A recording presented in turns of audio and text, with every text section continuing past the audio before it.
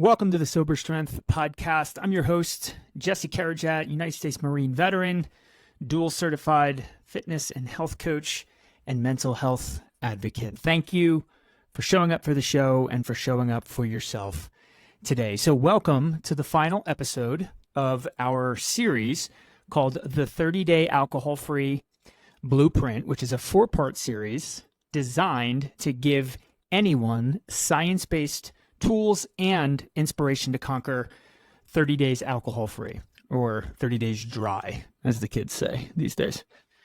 If you're new to the series, just a quick recap. Last week in part 3, we wrapped up what is really the tips and tools portion of it, the bulletproofing, as we've been calling it. And we covered days 15 through 30. So in the first 3 parts, we really covered how to get from day 1 through day 30.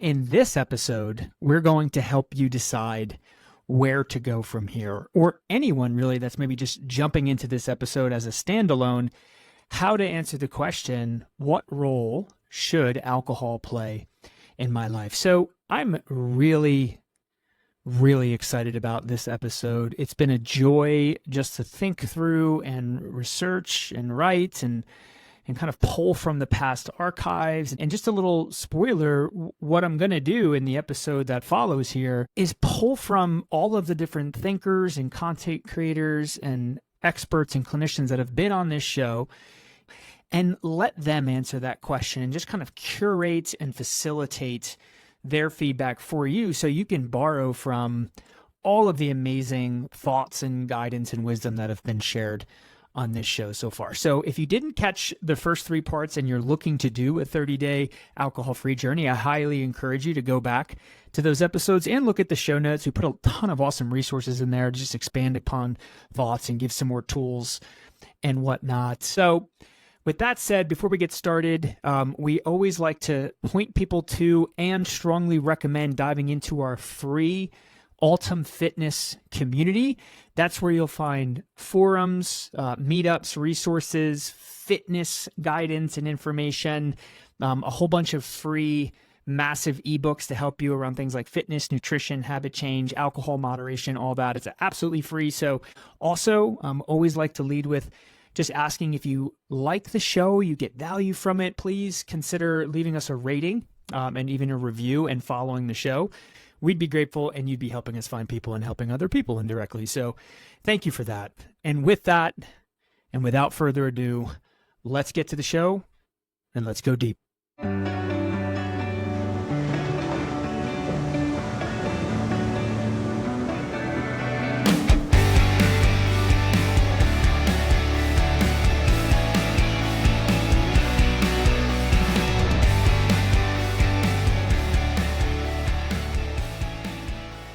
All right, guys, let's get to it. And again, on this episode, we're going to be helping you answer the question, what role should alcohol play in my life? Or maybe another way to ask it is, what is the optimal relationship with alcohol for me, or for you, should I say?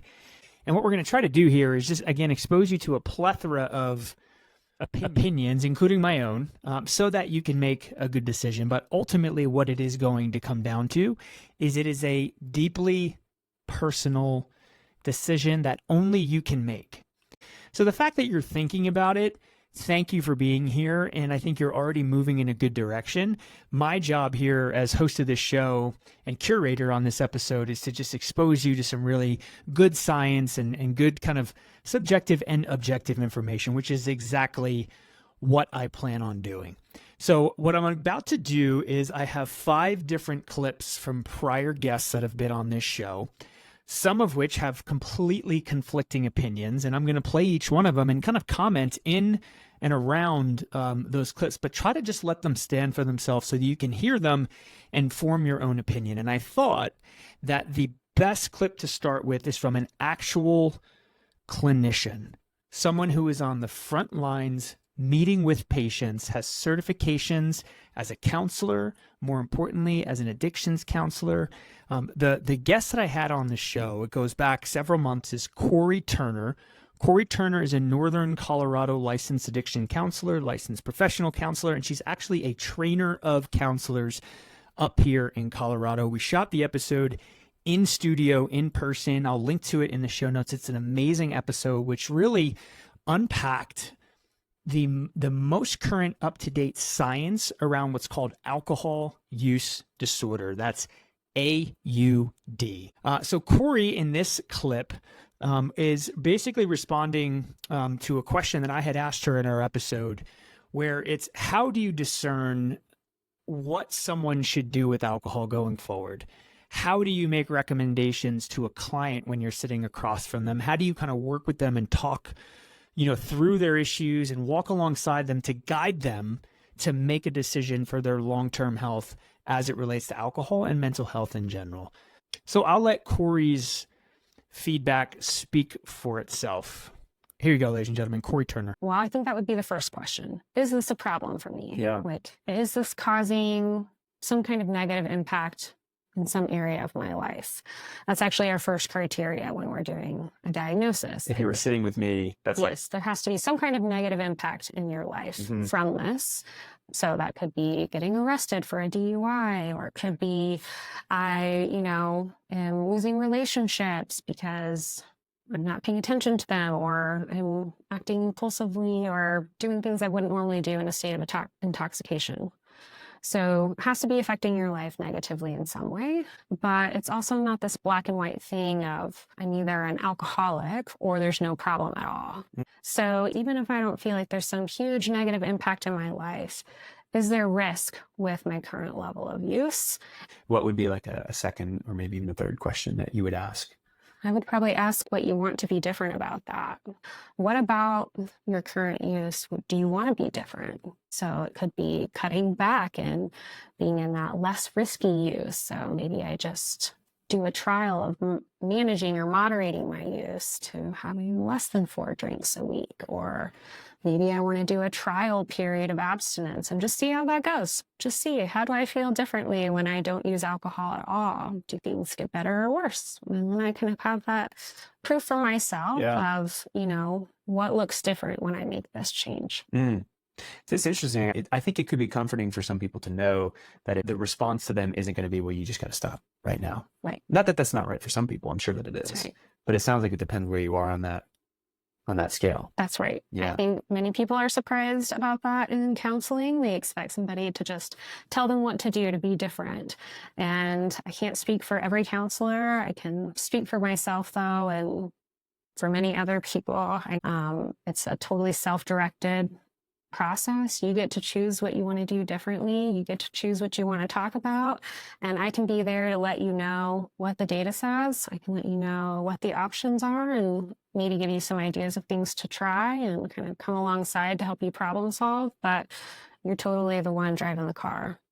All right. So my hope in sharing that with you, hopefully what you heard there from Corey is there's no one size fits all. And it's probably more fluid and flexible than you might expect. And that's coming from a very well-respected, trusted counselor. They're not going to automatically send you to a group like AA. They're not going to make assumptions that certain groups are better than others. A good counselor is going to listen to you and work with you for what's best for you. So on the question of, let's just make it black and white, is moderation best or is abstinence best? Corey's not going to tell you it's one or the other. She's going to say it's all about the individual and their needs and help to kind of illuminate someone so that they can make a good decision. So hopefully that's helpful. This next clip I'm going to show you is from a very, very well-respected professor and author named Professor Edward Slingerland. Edward Slingerland, I first heard of Edward on the Joe Rogan Experience. Joe had him on the show when Professor Slingerland was doing a lot of publicity for his book called Drunk. It's drunk ! And I will link to it in the show notes. Amazing book about the history of alcohol. Professor Slingerland, like no other work that I've seen, did an amazing job of going back and trying to unpack, where did alcohol come from? What are some of the myths or maybe misconceptions about alcohol? Is alcohol regarded and is alcohol consumption different from region to region, even today in the world? And the answer is yes, by the way. Hey, Sober Strength listeners, sorry to interrupt this episode. It's your host, Jesse Carrajat, and I have a quick but exciting announcement. If you're listening and you're struggling to break free from alcohol or any harmful habit and looking to elevate your physical fitness and emotional health, I can help. For the first time, I'm offering direct one-on-one coaching with me to help people improve those habits and reach the best fitness they've had in their life. So if you want to work with me, I'd love to meet you. You can book a discovery call. Go to the show notes, look down below, click on book a discovery call with Jesse, or go to ultimfitness.com and you can book your free discovery call. We'll take some time to get to know each other, set up weekly meetings going forward, and I will design a personalized fitness, nutrition, and lifestyle plan for you.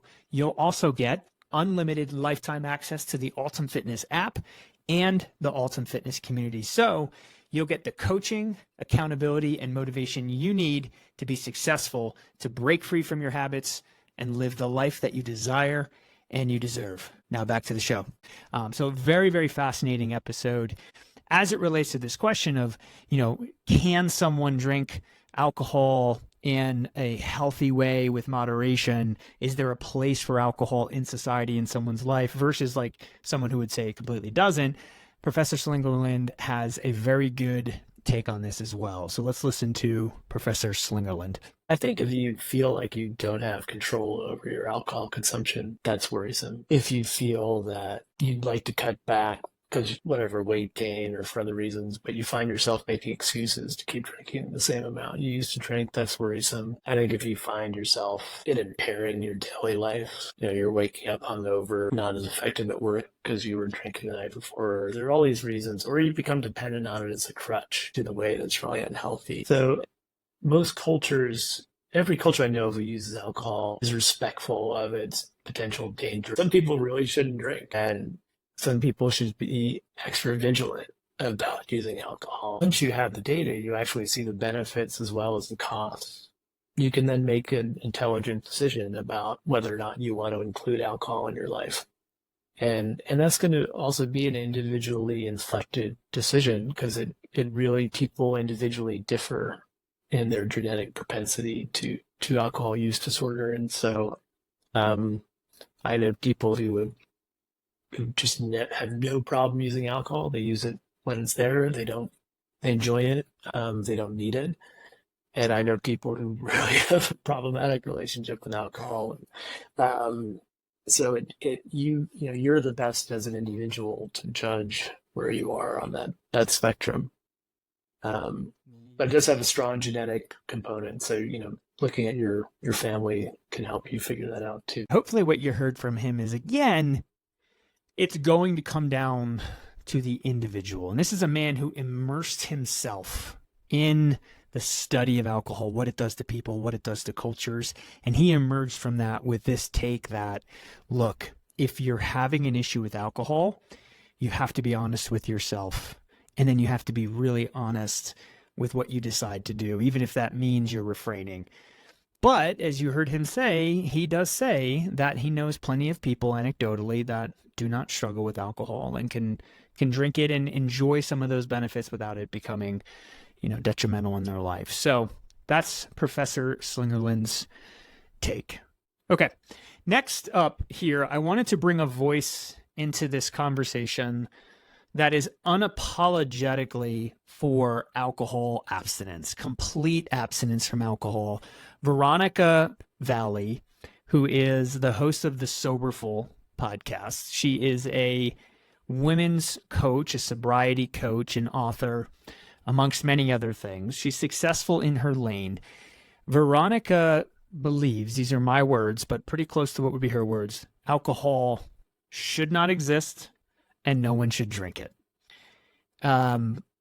Unfortunately or not, it's a radical view. It certainly goes against what most of our cultures would tell us. And there are people listening to the show right now that would just say, what? I mean, speak for yourself, right? I mean, that's what some of you are probably saying. I'll just flat out say it, and I'm going to touch on my views later. I don't agree with her. I don't agree with that take. But when she speaks about it, she's passionate and she does raise some really good points. Not all of them I agree with, but some of them I do. She believes that alcohol always harms our health, and for almost anyone, will always lead to some form of harm, or it can hurt your life downstream. Even if you don't know it now, you're listening, you're saying, well, it's not a problem in my life. We're all essentially a powder keg waiting to explode at some point. It's just a matter of when. So again, Veronica here is going to be the voice of complete abstinence, and let's see what she has to say about that. I think moderation's BS. And it's for all of the reasons that I've said. The only reason that people try to moderate their alcohol use is because their belief that without it, their lives will lack. So it's, if I can just figure out the formula to get all the good stuff that alcohol promises me, it promises me I will have fun and I'll be that's how, it's the best way to reward myself at the end of the day, and I'll connect and I'll fit in and I'll belong. As long as you believe that, you will try to moderate. Here's the other thing is, oh my God, is it hard work? Like, oh my God, like you're working against your brain chemistry, because once you ingest alcohol, it lowers your inhibitions and any promises you made the day before fly out the window. But it's hard work. For what? For what? It's a self-delusion. We're delusional. It's because we believe if we don't have alcohol in our life in some way, shape, if I just have just two drinks, I will be my life will lack. I will have less than. It's a perception. Okay, you heard it from her directly. And as I mentioned, she does not pull any punches. She speaks with confidence from her own experience, and she's helped many people completely remove alcohol from their life and has seen some great impact. So look, there are millions and millions of people that would agree with her. I've had quite a few on my show. I thought Veronica's voice was the most sort of assertive, which is why I chose that, but certainly a voice I wanted you to hear and contemplate. So this next one, I smile every time I think of this guy, Justin Mazars. Justin is a co-host of the show early on. He's a frequent guest, comes on all the time. The most humble guy you're going to meet, and the most open and honest and funny as hell. So, I mean, I just love Justin. You can say I smile when I talk about him. I'd love to get him on the show in the future. But Justin is a voice of just openness. And, he'll tell you in this clip, like, he's tried everything. He's tried moderation. And I know this from walking with Justin. He's one of my best buds. But he's put all these boundaries in place, or, I'm going to drink 2 glasses of red wine, twice a week. And then, maybe on holidays, I can up that to this and that, all these things that he was doing to just try to find a way to fit moderation into his life. And for him, it did not work. I'll let Justin speak for himself here. I will say, from somebody who's tried both aggressively many times, so for me personally, I tried the moderation route, and I was convinced, man, that I could do it. But my moderation is very different than any kind of clinical, guided moderation. My moderation was, hey, let's switch out vodka with beer, or let's switch out hard liquor for wine, and then just drink a ton of that in its place and be surprised at the outcome. Yeah. It doesn't work. It doesn't work. No. It was all in an effort to try and prove to myself that I can play God. I can control my own destiny, my outcome with all this stuff. No one can call the shots but me. And dude, I will say there was multiple months of sobriety at a time where things were great. And then, I was able to socially drink again, and then there wasn't an issue. But every single time, man, that other shoe fell. There was always an issue, and there was always a come up. No matter how long I was able to string together between issues, I would find myself sneaking, blacking out, hiding shit, chugging, anything. I always came back to it. So for me, moderation didn't work, but moderation didn't work because I think it was Justin's approach to moderation, and the only thing I was trying to moderate was the actual act of picking up a drink and putting it down. I wasn't trying to moderate or improve on any of the underlying factors as to why I was drinking, or any of the counseling and the therapy. None of that was even a thing at that point. It was just me trying to moderate the amount that I was drinking on my end. And it ended horribly. Do you think that people who have never had a drinking problem should drink? Do I think it's for everybody? Absolutely the hell not. No. But I do think that there are many cases where moderation makes sense for people. And whether that means that is the first approach that they take, in this whole sober curious thing, that's a great starting point. Yeah. You know, So as you heard, really consistent theme here so far in these clips, and we only have one more for you, is that it is going to come down to the individual. But in Justin's story, and I do encourage you to go back if you haven't heard his episodes, he was episode 1 of this podcast.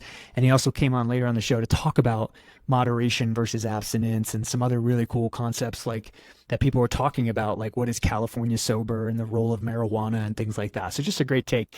But Justin is huge with inviting feedback from his spouse first and foremost, but then his friends and his family to help make his decision on what role alcohol is going to play. And Justin now is going on multiple years of complete sobriety from alcohol with no signs of ever, changing course on that. So good perspective there. Again, it comes down to the individual. Okay, so this next one, this is something I have not done yet. I'm actually going to release a clip from a future episode. Specifically, this is Katie Nessel, aka Soberish Mom. Katie is a very successful and important content creator. Katie is a huge voice and proponent in alcohol moderation. Now, that's not to say that Katie would sit across from someone who is absolutely struggling and suffering from alcohol, and Katie wouldn't say, oh, you have to try moderation. I mean, she also would say that, there are people that would benefit from, if not permanent abstinence, well, prolonged abstinence. But Katie, for the most part, talks about the benefits of alcohol moderation, and she helps people and coaches people how to achieve moderation because that's her own story. That's how she got to where she is, which is a vibrant, healthy, fit, happy mom and wife, and again, business owner. So Katie's awesome. I had a great conversation. I really wanted you to hear from her directly why she believes so strongly in moderation. So here's Katie's voice. To me, moderation is just such a powerful tool for long-term change. I drink so much less than I thought I would starting out. And it might sound controversial, but giving myself the ability to drink helped me drink less than I ever have in my entire life. I mean, I started out with I'm going to cut back 50%. And then I did. And I was like, I'm going to do it again. And then I did. And the reason why is because I felt so incredible. And so I'm a huge advocate for moderation because the bar to entry is not perfection. The bar to entry is low. That everyone is welcome. You have an opportunity. It might not be perfection, but you know what? It's progress. And so focus on small wins that add up over time. And I just kept doing that. And I felt so incredible that I just kept coming back more and more. And then alcohol lost its hold on me. And I think that's what a lot of people are looking for. Freedom from thinking about alcohol a lot. Yeah. So wondering how soon am I feel? Am I going to be hungover? How many drinks should I have? Like constant worry is it just disappeared. And then all of a sudden it was like, oh, wow, I haven't thought about alcohol today. Oh, wow, I haven't drank in a week. And it just kept adding up. And so I'm a huge advocate for it because the bar to entry is low. I think there are hundreds of thousands of people, specifically women, that are drinking too much and they want to make a change, but they don't know where to start. And if you only give them all or nothing, they're going to choose nothing and they're not going to do anything for years. Yeah. So two of my favorite things that she said in our hour-long conversation. One, that she thinks that aiming immediately for complete abstinence alienates people. There will be people that are open to improving their life and their relationship with alcohol, but will be turned away by this idea that it's black or white. You have to go to abstinence. So she thinks it's alienating for people to come right out with that. And I certainly agree with that. I agree with that 100%. It's what prevented me from, fixing my relationship with alcohol for so long, was thinking that I had to go 100% abstinent, right? Because it's a big pivot in people's life. And then the other thing is, and I agree with this as well strongly, that when you set the bar to 0 drinks from wherever you are setting the bar at perfection. And that is why so many people, now this is me talking, fail multiple times over in their journey to improve their relationship with alcohol. So when you alienate people who aren't even going to try to fix it, and then when people are trying to fix it and you tell them that it's either all in where you can't drink at all or nothing and it's perfect or fail, people are going to feel ashamed. They're going to feel like failures and it's not going to be successful. So those are the clips. I hope that they were helpful. Again, we started with a clinician, we moved to a professor, then we went to a complete abstinence voice, then we went to someone who is completely abstinent but is more open-minded, and then we ended with someone who is all in on moderation for most people. As you heard just in this show, there's diverse opinions out there, but there is a consistent theme, which is it's up to the individual. It's up to you on where to go from here. And a lot of people think that once you experience the downside of alcohol, you need to jump over to the other door. And I'll say this, I think there's a middle door.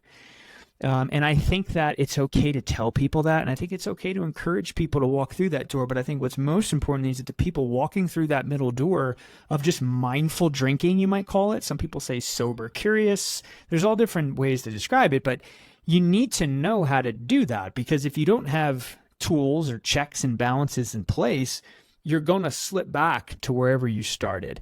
You know, if you need the tips and tools on how to kind of walk through that door and stay in that lane, I encourage you to go back into the previous 3 episodes and just listen to this podcast to kind of just stay engaged and to stay diligent with your drinking. But, you know, some of those things we talked about is the importance of addressing underlying issues. I've heard it from so many guests on this show. I've had therapists, I've had doctors, I've had clinicians, I've had so many people that say the reason you are most likely having a weakness with alcohol is because something is going on underneath that is leading you there. Yes, genetics play a role.